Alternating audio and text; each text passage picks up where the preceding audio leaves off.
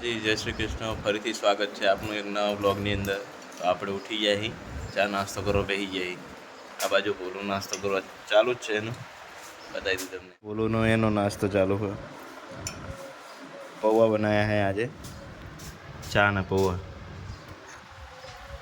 બોલો મમ્મીએ ચાલુ કરી દીધું હોય, હવે અમે ચાલુ કરશું.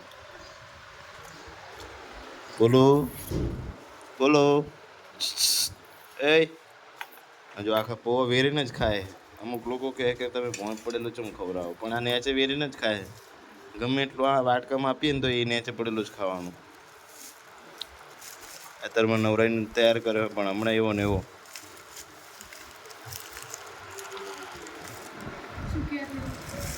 આવી રીતે નાસ્તો કોણ કરે? આવી રીતે નાસ્તો એક જ આ વ્યક્તિ કરે અમારે. હે ઓય હા તે વેરીને નાસ્તો કરે. હવે એની મમ્મીનો નાસ્તો બગાડવા જાય.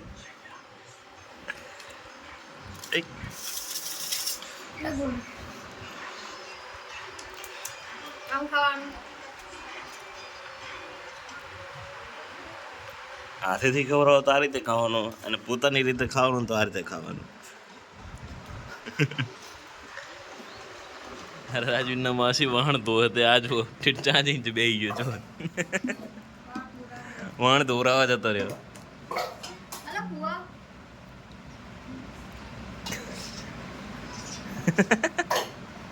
ઉતરે ઓય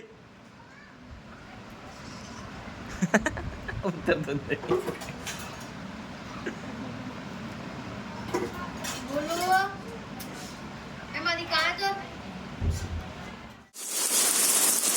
ફાઇનલી શંકુસરમાં વરસાદ આજે પડે છે. ગોલુએ પહેલી વાર વરસાદ જોયો છે એટલે એને નવાઈ લાગે.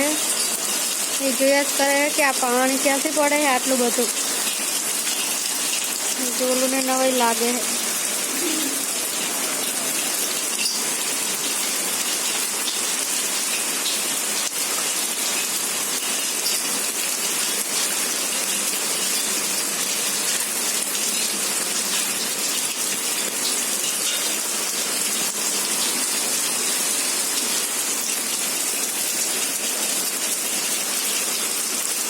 બાબુ બાબુ પાલડે તું